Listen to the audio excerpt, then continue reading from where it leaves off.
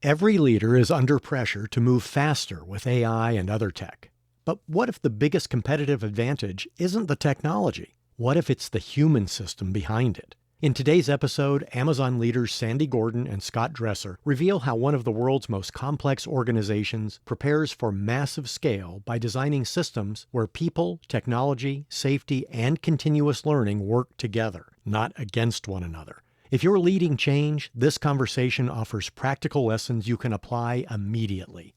At the Innovative Leadership Institute, we help leaders build organizations where people and technology strengthen one another. We partner with executive teams to develop the leadership systems, culture, and strategic capabilities needed to thrive in an era of constant change.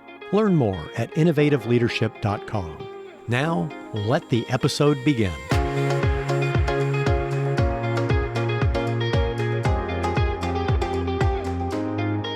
Hi, I'm Maureen Metcalf. Welcome to Innovating Leadership, Co-Creating Our Future. Prime Day is Amazon's most visible test of technology and network design, but underneath it is an equally demanding test of the human system.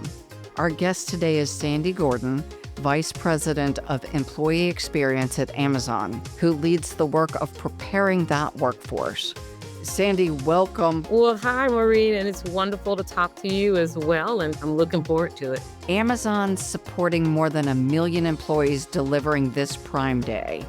What does it actually take organizationally to bring a workforce of that size to peak readiness on a fixed day? Leading the employee experience for the Amazon team is truly a privilege, and one that I think my 30 plus years in professional life have brought me to. It's a space where it is all about listening to our people and taking advantage of every day to build and earn their trust. We do that by truly engaging them in the work that's in front of us. Some of our best ideas, you hear about Amazon and the desire to be leading in innovation and our ability to move at lightning speed and working our way back from the customer because we're customer obsessed. Well, all of that starts with creating a work environment that engages and inspires and energizes our people. And then our people help us be able to deliver to our in-state customers, quite frankly. And so they identify the opportunities, they help us work through the challenges. And so, it takes systems, it takes intention. We have to be intentional with our actions.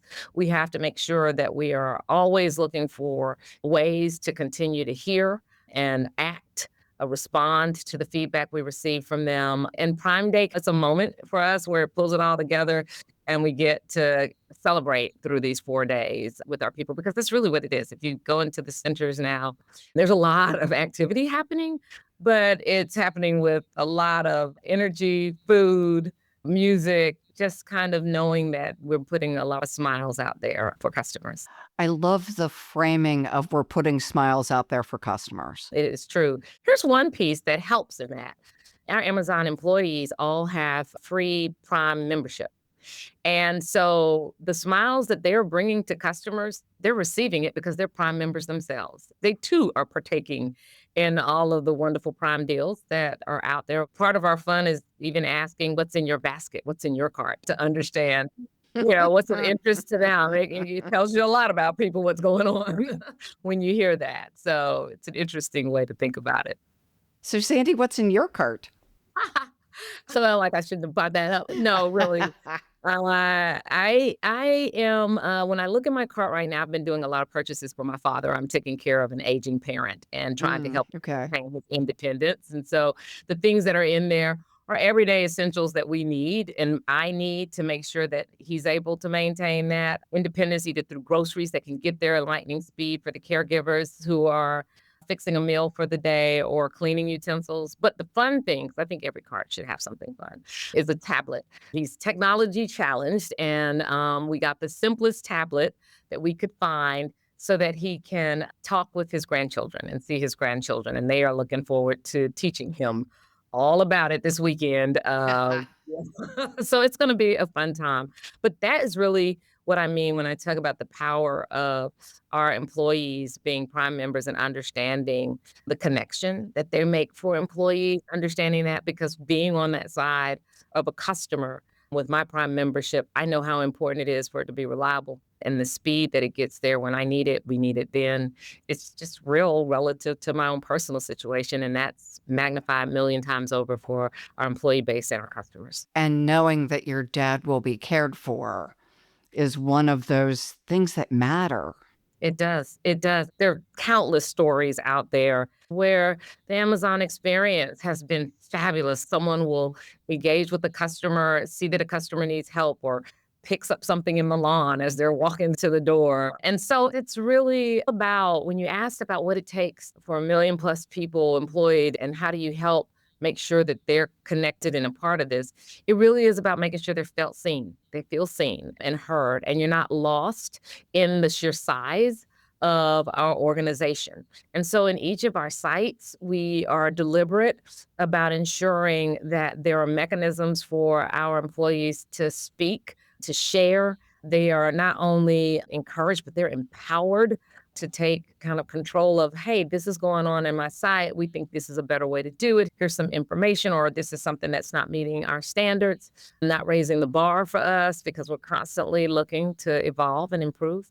And we take that feedback very seriously. We hear it, we act on it, and then we respond by telling all, hey, here's what we hear. The voice of our associates matters. And that's a big part of how you connect to a million people and ensure that we're all on the same place and focused on the same mission. Let's pivot slightly. I want to talk about the $1 billion commitment to career choice by 2030, because I hear you saying people feel heard.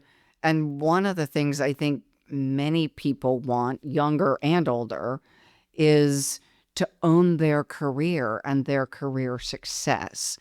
And making that investment part of the broader $2.5 billion Future Ready pledge to help 50 million people for the future of work. That's more than just Amazon people, unless you're scaling up by a factor of 50. And I know Bezos has big dreams, but the rest of you may not have that. Got it. No, for certain. Look, we've made this commitment to $2.5 billion investment in upskilling. And that is by the year 2030, at least 50 million people. And you're right, that goes far beyond our Amazon employees and reaches into the communities which we serve. With $1 billion of that directly committed to Career Choice, which is a program we've had for quite some time. And in our Career Choice program, one of the things I'm most proud of it is it removes one of the greatest barriers for people in education, and that is the fee, the cost. And so we offer prepaid tuition for our employees, and that is everything from a GED to an undergraduate degree. And that allows them to pursue education that can help them either inside of our walls or, quite frankly, outside of our walls. You know, it's nothing for us to encounter an employee who's partaking in the career choice and maybe in the medical field as a nurse. That's a wonderful thing if that's their passion and that's their calling and our ability to help that. But then equally, that very same work can lead them to careers and further advancing their careers inside of Amazon. And then in addition to the educational programs, we have robotics apprenticeship programs. You can use Career Choice for getting your certification in certain fields that are calling for that. That is all about allowing our people to advance and progress. And as you said it, the younger people are very much into it, but not only just your young people, right? And there are people who have hit another part in their life. And as technology continues to advance and the world continues to change, there's an interest and a curiosity in continuing to learn and grow and maybe take a change and turn their profession in a different way. This is what affords them to do that at Amazon. As it relates to the other $1.5 billion and reaching out into our communities, that really is about everything from your family members to local schools. So we think about elementary, middle, high schools, introducing and beginning to build kind of this base knowledge and understanding around technology and how it can help you advance. And it's evolving. And so there's never too soon to become aware and familiar with it and comfortable with it. And when you have that level of understanding, then makes it not so intimidating. I've been in profession now 30 plus years, and I started my career on the front line in aviation. I think about the opportunities that are presenting themselves now to our employees through these very clearly articulated pathways to progressing their career. I wish that had been as clear back for me. I'm fortunate. I had a great career. I've had a great career. I'm continuing to have one, but it wasn't as cleanly available. I had to work a little bit more for it. And I think that's one of the things that I'd like to see us do is how do we make sure it's so clear? If you're interested, then this is the way, and here are some options for you to consider. Your scale allows you to invest in people in ways that my little company, I can't do that. But you can and you do, because there are a lot of people who can and they don't. Well, we have a leadership principle. We have 16 of them, and one of them speaks to our responsibility because of our scale and scope. And quite frankly, it is a responsibility that we have. Amazon is so vast in all of the industries that we have a presence. And so there's tremendous opportunity for our people to have enriching experiences here at Amazon. And so shame on us if we aren't thinking about how we can help not only our teammates, but how we can help, again, the communities that we're in. We're serving them, and so let's serve them even further than just delivering packages, but let's serve them in other ways that help them grow too. Let's talk about safety as a system, not as an initiative.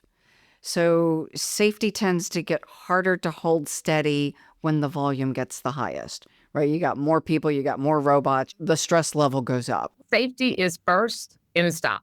There's nothing else to say. And so it's not acceptable to us that it erodes because of our scale. In fact, we are actually using that innovation and addressing our scale to improve it. So the robots that you talk about, when our tech team starts to think about robotics and technology, they start with the customer in mind first and work backward from the customer. Now, if you're thinking customer at the very end of this line who receives a package, that's one thing. But our employees are the customers when we're thinking about robotics inside of the sites. And so with that, they start and think about, well, what would help make the employee's job more safe? How can we do this faster? And how can we do this smarter? And it is with that in mind that we build and advance a lot of the robotics that's in our site. So think about those repetitive movements that today are required or were required of our employees in these sites to move packages from one place to another, the reach, the bend, the pull. Think about lifting heavy items, pulling, tugging. Then think about Proteus, who is our newest autonomous robot that we have introduced into the sites right alongside our employees. So prior to this, most technology that you saw inside of the Amazon sites, there was a fence and the robots moved within inside of this fence, and there were trained employees who would work and interface with them. With Proteus, Proteus is on the floor working right alongside our people. And here's what it does. Proteus is able to lift up to 900 pounds. So if you think about all the packages that we might be crating for delivery to a particular area, a particular zip code, et cetera, it all goes into a cart that could weigh that much. And in the past, employees had to pull and push to get those carts positioned onto the dock, getting ready to be loaded. Now, Proteus comes through, picks it up, and carries it over to the area that it's going to be dropped off. And that frees the employee from the risk of having any type of injury associated with that. And so since 2019, we've reduced our recordable injury rate by 43%. And in the last 15 years is how we've been introducing these robots. For us, the scale is not increasing our risk for injury because we're absolutely partnering that with the technology being able to come in and address those types of things. So does Proteus actually look like a humanoid robot? You've got a broad range of robots, everything that looks like a Roomba to just things that move up and down, and then you've got the humanoid ones. I think Roomba is a great way to think about what this looks like, right? Proteus is that version of our floor kind of moving robot. And then as it pulls underneath a cart, it has the extender that would allow it to lift up and then proceed on. One of the other things that the team has done, and I think is really nice, is They've made it where it interacts. Look, all the safety intelligence that we need for these robotics, it's built into Proteus. That's what makes this one so special and unique for us. And as such, it takes very little training required for our employees to be able to be in this space. And it alerts our employees to its presence. It kind of gives signals to where it's going to move so you can understand and interpret what's happening on the floor. And so, like I said, as a result of that, it's improved our spaces from a safety perspective. You're creating more than 4,000 new jobs at delivery stations in rural communities. What's different about building an employee experience in rural delivery stations versus large urban fulfillment? I imagine there's a lot of differences that need to be built into the system. From an employee experience perspective, I'm not sure that there's that much of a difference. We absolutely have to be creative about how we ensure that we're able to meet our commitment of same day and next day delivery in some of these remote areas, right? And so we don't have a one size fits all. That's another way that we're able to scale so well, is that you don't go with the cookie cutter approach. You have to be able to meet the region and the customer needs, as you find them. And so that's there. But no, I think for the employee perspective, the great part about this is just honestly the fact that we have been able to introduce this service in areas that previously didn't have access. And we're able to do it with the kind of same level commitment that we're giving to the vast majority of our more urban areas and the speed that we're able to give to them. And think about just that conversation I was having with you earlier about my dad. There's somebody in a rural community who's got the same challenge in front of them. And now this might bring a little ease and comfort to their ability to provide for their loved one and care for that. In addition to that, we're introducing jobs to these areas, and those jobs are direct to Amazon. But then there are lots of jobs that are not direct to Amazon, that are indirectly created by our presence, including small and medium-sized businesses. 60% of the product that we offer and store belongs to small and medium-sized businesses. And so by using our logistics and our AWS platform, they're able to have far greater reach outside of just their immediate community. That's how I think about it. As far as it relates to interacting with our employees, we continue to have those same values and commitments that we do in other places to make sure that they are heard, the experience is something that they can feel proud of, and that it's engaging. I love the balance of I get to learn, I get paid a living wage, I have health care, and I do something I feel proud of. Yeah, for sure. And you get healthcare on day one. We have a 401k program. We've got the career choice. The headline always seems to be about the technology, but the magic, quite frankly, is our people. The stories, the exceptional stories about their care and consideration and their heroic efforts to make sure that our promise is met with our customers, it just never ceases to amaze me. So one last question for you. For anyone listening who wants to take something away from this interview that they can do immediately, many of our listeners don't have 1 million employees. Some of them run smaller businesses, or they have 10,000 employees. What can people do immediately that leverages your lessons learned from Amazon? Maureen, I think the best advice I could have for anyone who's asking that question is you have to get as close to where the work occurs to understand where the opportunity exists. As large as we are, nothing cuts through like the conversations that we have in sites, be they roundtables, employees being able to simply write on a simple whiteboard, here is what happened to me today, and our commitment to responding in 24 hours and really researching and looking that information up, to also the technology that we provide all of our associates with through our A to Z program, which allows them, if you can't write it on the whiteboard and you're on your way home and you want to give us a message and send it to us in that communications, trying to filter out and make sure that the data that we're seeing matches the anecdotes we hear from. And when they don't, leaning in and trying to understand that so we are truly responding to the needs of those closest to the work. We're listening to the creative ideas from those closest to the work. That is the best thing you can do. And I know for as advanced as we are and as large as we are, probably an expectation that this was going to be something really unique and, futuristic. But the truth of the matter is, it's employees working inside of a building with a common goal. And the best thing you can do is make sure that they feel valued and invested in what you're trying to do. And you can't do that in some kind of really futuristic way. It is truly relationship oriented. I love that. Thank you. So invest in their education, invest in their safety, give them a sense of purpose, ask for their input, and respond to it respectfully. Well said. Yes. Sandy, thank you. Thank you. And I am looking forward to opening my Amazon packages tomorrow. Well, we appreciate you being one of our customers. And thank you for your time today. Truly appreciate it spending some time with you. Thank you. Same here.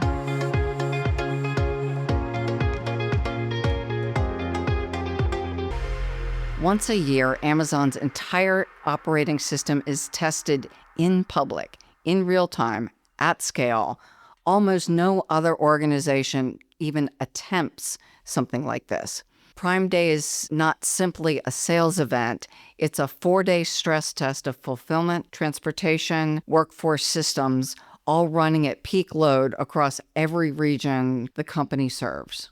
Scott Dresser, VP of Amazon Robotics, leads the technology behind the journey. So, Scott, how do you and your team think about Prime Day actually testing inside Amazon's operations? Prime Day is a big day for us. Obviously, it's a big week for us, actually, multiple day event. And the planning and preparation that goes into that starts back in our other peak events, like our holiday season. If you look back to last year's holiday event, in January, we all sat down and said, what went well, what didn't go well? And we worked backwards from there, thinking about Prime Day as the next event that we have coming up.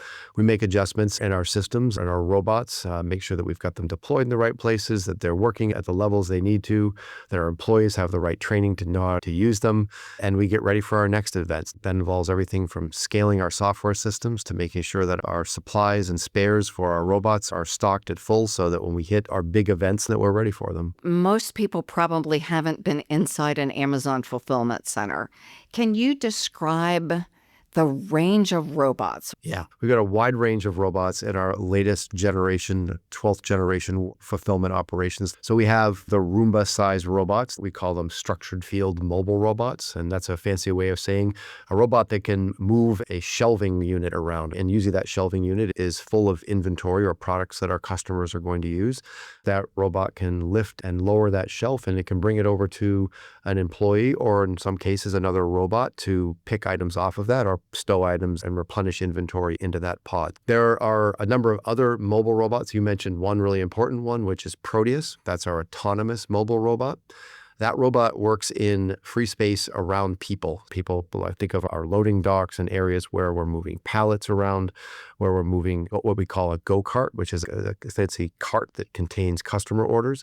Proteus is tasked with taking those from our package sorters, where we sort packages to go to different dock doors in our warehouses. And Proteus is tasked to pick up that go-kart, bring it to a dock door where somebody will load it onto a tractor trailer. So those are movement robots, mobility robots, things that move goods around a warehouse. We have a second class of robots that are manipulating robots. So these are the arm-based robots, and they can do things like pick up out of a cluttered scene, maybe a customer order or an inventory item that you've ordered.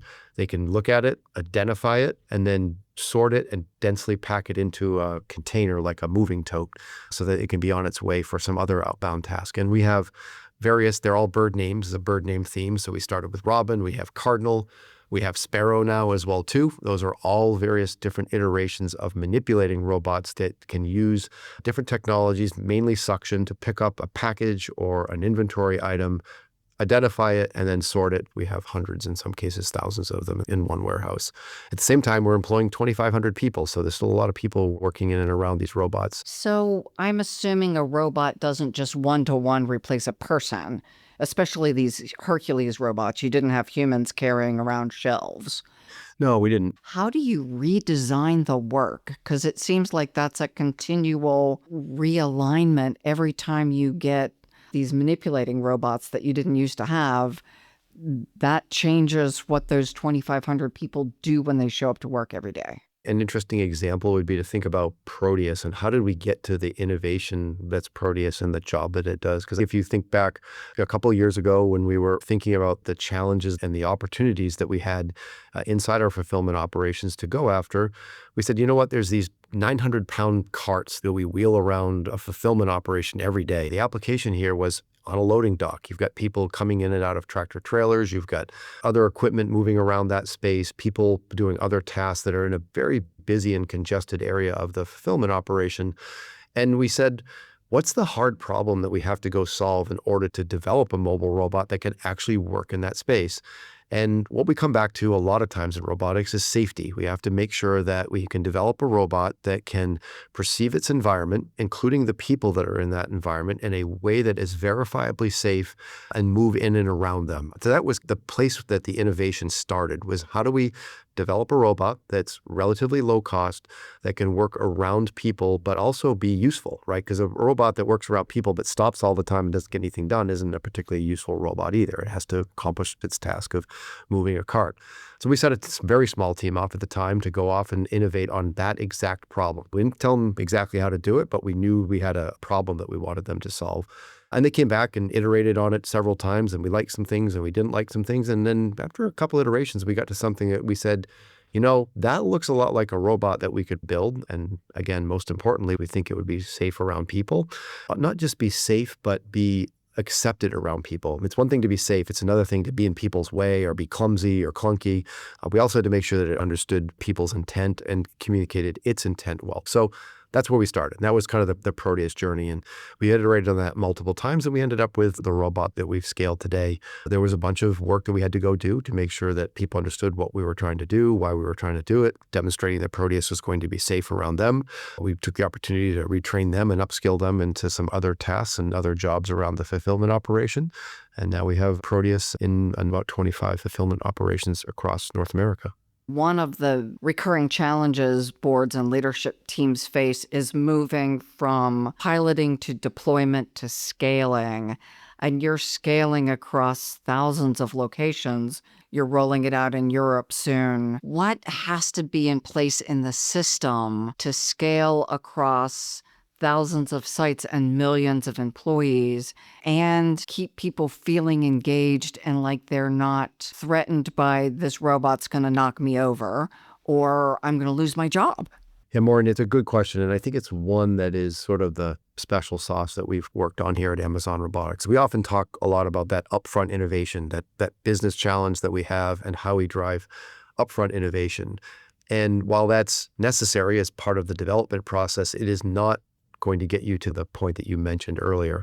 And oftentimes what is missed, I think, in that journey is the continuous innovation you have to have from that point on to getting a product to scale. One of the things I've learned by coming here at Amazon is the appreciation for what it means to get to true scale. We've deployed 1 million of these structured field robots. That is true scale, right? I mean, we have thousands of these across 300 fulfillment operations worldwide. And we learned a lot of lessons in that journey, and we applied some of those to Proteus. It cuts across so many different elements of the technology. It has to be reliable. A system that is going to run around people, if it's broken all the time, isn't going to work very well, and it's certainly not going to be accepted by the operations team. So we spend a lot of time in that second phase of development, innovating on areas to make the system more reliable and our robots highly available. We run them through life tests. We expect them to last for 10 years. We test them that way, right? We make sure that they last through many, many cycles of lift and lowers and many, many miles, hundreds of thousands of miles of travel on these systems. So as we're innovating on the product side, we're often involving our internal supply chain teams to make sure that the electronics, the hardware that we're building our systems from are available, that we have multiple sources for them so we don't run risk down the road there, that we have a scalable and manufacturable process. The robot has to be buildable. If we can't build them easily and reliably, then we don't have a product. And then finally, we have to make sure that we can deploy them in the field. Think about receiving a giant erector set in the field, and you have to assemble them from many thousands of pieces, and it takes days to build them. That's historically what most companies do to build them. And we said, you know what? That's how the industry does it, but that's not going to work for us when we build thousands of these things. So how do we think about the product design to make that easier? And we asked the teams, what's the right way to think about this? And they said, you know what? If I was buying a washer, you'd wheel it into my house, drop it on the floor, level it, plug it in, and turn it on. Maybe you run through a test and make sure that it works. And that's about what we would do. We said, that's a good North Star. We're going to use that. We want to actually deploy them as an appliance. And we're not quite there yet, but we deploy them in 3 big modules that seamlessly come together in the field in a few minutes. And in about an hour or 2, we can plug them into the infrastructure that they need, test them, and they're up and running, right? So those are the kinds of things that to scale at the level we're talking about, thousands of robots across our worldwide operations, you have to do to make them successful. Otherwise, you just don't get the benefits of that early on innovation that we talked about. Then there's the human-robot interface, too. Lots of humans need to make sense of what is changing, adapt their own behavior, and hopefully are excited about it, not resentful and angry. Because we know humans, if not clearly understanding the value proposition, can be difficult. Yes, that's 100% the case. And Proteus is a good example of that, I think, where we brought Proteus in to do a job that people still do today, but to a lesser extent. That is an important part of our employee communications and setting up our expectations to let them understand why we believe this is good for them. First and foremost, safety, better work environment, making sure they aren't moving 900-pound carts around an operation, which we think there are better opportunities for our employees to take advantage of. And then we go through a bunch of really interesting programs. We've got career choice. Another one that is really near and dear to my heart, which is more of an on-the-job training program, is our robotics apprenticeship program. If you think about a robot sort of like your car, well, things break. You need preventative maintenance. You got to have a brake job every now and then. Maybe the wheels need to be replaced. We need trained and skilled folks in our operations who can do those jobs. And I was just talking to a woman today who had gone through that program, and she is now a certified robotics maintenance technician, and that is what her new job is. She was an operator on the floor, and now what she does is she works in our maintenance areas, and when robots come in and they need preventative maintenance, she can clean the cameras, change the wheels. There are some other wear items that we expect to wear out over time on our robots, and she can replace those. And if there are more complex issues, she's built some of the problem-solving skills to help us diagnose those failures and report them back to our teams in case we need to fix them. We believe that while robots are changing the nature of work, there's great opportunity here to upskill and provide a range of new roles to people. How do you design robots and the overall delivery system so that going faster doesn't come at the cost of safety or sustainability? Yeah, I think that's one of the things that we've really doubled down on in the last few years, because we also have found that speed and sustainability in particular often go hand in hand. If you think about your experience on Amazon.com, customers love speed. They like to be able to click on something and have it show up in 2 hours. It's an insatiable appetite for faster products. And oftentimes it's a function of what you're ordering, right? If you're ordering food or groceries or everyday essentials, sometimes you need that stuff faster. So there's always these cases where people need things faster. So we're always thinking about how do we make that experience better.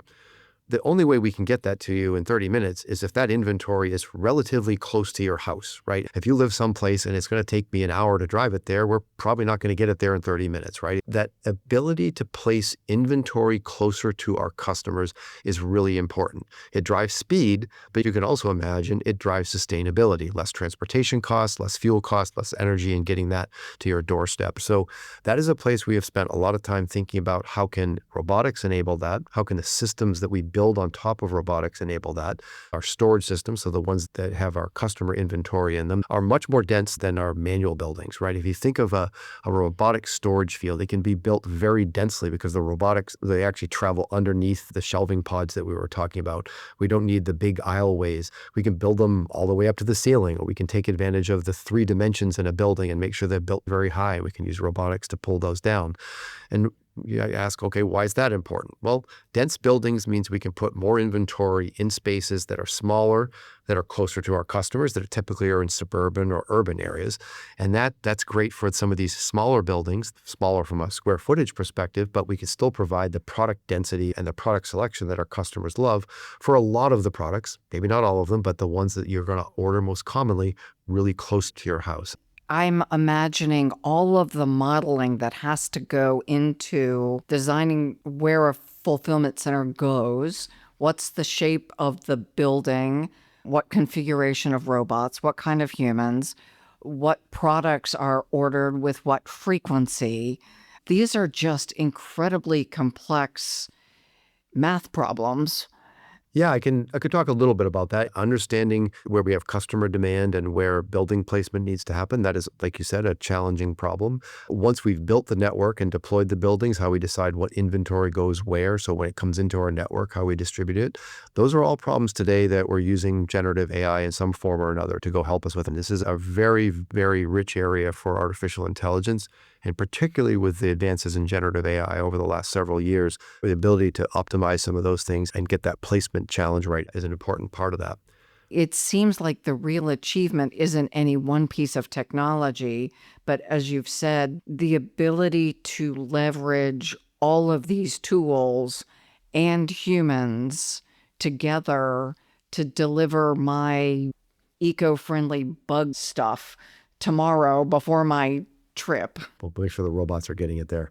But there are single robots that have value as sort of standalone systems, but they are more the thing of the past than the thing of the future. I often tell people if I had the opportunity to rename the organization, I'd call it Amazon Robotic Systems, not Amazon Robotics, because while robots are a really important part of what we do, the systems that they are part of are the thing that delivers value. I don't think of my job as delivering a robot to my operators who are running the buildings. I think about delivering a system that usually is comprised of automation and robotics, but includes a lot of other things. It includes safety systems. It includes software. It includes workstations where people can work. It includes a network and IT infrastructure that it needs to be available in order to make it work. And all of those things have to work together in order for our operators to be successful. The robots are the ones that are the most visible and front and center, and people are very enamored with them. But it is all the pieces that have to work together in order to deliver product value and value back to the business and solve that scale problem that we talked about earlier. So you're spot on. And we talk about even leadership as a system. There were humans, but there are also governance processes, there's decision velocity, there are all kinds of things that in a bad system, smart people can behave badly. Yes. What's one leadership choice you believe senior leaders or boards should make with regard to transitioning from piloting to scale to delivering value? So how do you make it practical for anyone who's listened to this conversation? It's a really tough question. I think it goes back to what we talked about earlier is going back and making sure. I see a lot of robotic systems out there today, and I see a lot of robotic systems that don't succeed. And I think they don't succeed because they don't understand the hard challenge that they have to solve. Oftentimes that is the failure to understand how robots and people need to work together. And oftentimes that comes back to safety and making sure that you're safe around people. We obviously talk to a lot of startups and new technology companies, and we're interested in the technologies. And the one thing that I commonly see missed in on all of this is people are very focused on the technology, and some of it's brilliant and some of it is doing some amazing things. But then when it gets to, well, how do people work in and around that? The conversation comes to a quick end because teams haven't thought through what that looks like. If you don't think about that from the get-go, you're not going to get a successful result in the end because it's very hard to build that in once you've got an initial product. And my assumption is Amazon from hire date selects people who are going to be comfortable working with technology. So not only do I work with a Gen 1 robot, but I can also work with a Gen 12 robot. And when you get to Gen 20, I will have updated my behavior to evolve along with the technology. Yeah, certainly we expect to have and build teams who have leaders and leadership that understand what that journey looks like. I am constantly in the process of trying to figure out how I outdate the technology that I just deployed, right? I mean, that is the constant state that we are in at Amazon. And we talk a lot about that, being willing to disrupt your own ideas and to put new product out that is going to be even better than what you have out there, because if you don't, someone will. And I think we've been exceptionally good at that, right? We have a lot of technology, but we've got a lot of technology that's been out there in older generation buildings, and we've got new stuff coming down the road all the time. And you have to have leaders who are willing to take that risk and not get too married to the technology that they built in the last iteration, because something new is going to come down the road, and that's the opportunity. And there's just so much opportunity here to do that. I think folks get that at Amazon.